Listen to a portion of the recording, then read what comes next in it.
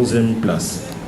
Nous avons des raisons de poursuivre nos efforts pour que, comme vous le souhaitez, Monsieur le Président, et nous avec vous, pour que la Côte d'Ivoire soit parmi les 50 premiers pays au classement de RSF, voire même parmi les 20 premiers pays au monde. Nous le savons. Toute forme de violence à l'égard des professionnels des médias constitue l'une des principales menaces pour cette liberté. D'où l'importance de cette journée du thème mondial « Médias pour la démocratie », le journalisme et les élections en période de désinformation et la pertinence de la déclinaison que vous en avez fait, en l'occurrence au rôle des médias dans la démocratie et les élections. Vos panélistes ont toute la compétence et la légitimité pour aborder ce sujet qui, malgré le temps qui passe, reste toujours d'actualité. Merci à vous, hommes de qualité et experts de haut rang, de venir partager votre expérience sur ce sujet de la liberté dont l'importance n'est plus à prouver.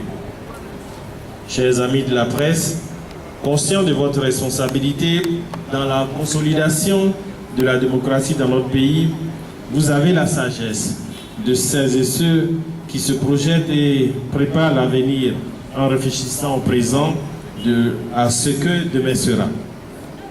Demain, vous en faites partie. Demain, ne vous en faites pas, sera paisible. Paisible pour chacun et chacune de nous. Demain sera paisible. Le président de la République, son Excellence Alassane Ouattara, s'y est engagé face à son peuple. Le Premier ministre Amadou Coulibaly et son gouvernement travaillent à ce que les promesses faites dans ce sens soient tenues.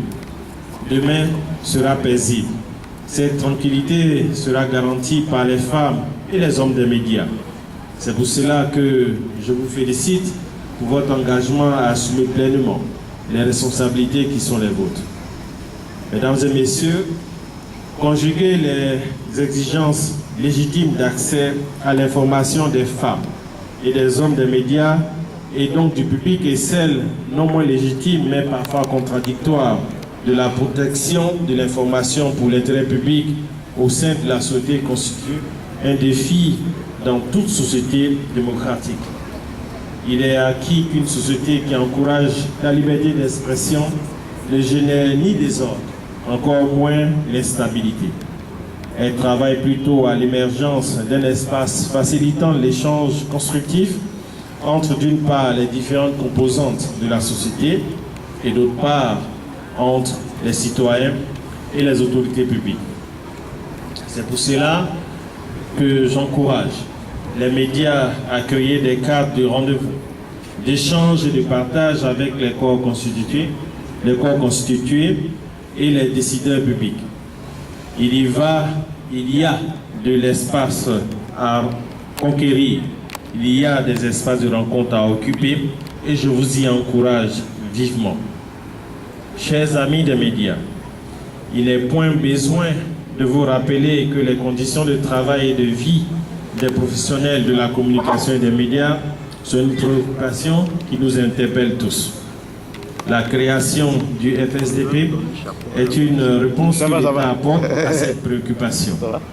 L'élargissement des interventions du Fonds de soutien et de développement de la presse est la preuve que nous cherchons de façon permanente des solutions aux problèmes liés aux conditions de travail et de vie des acteurs des médias.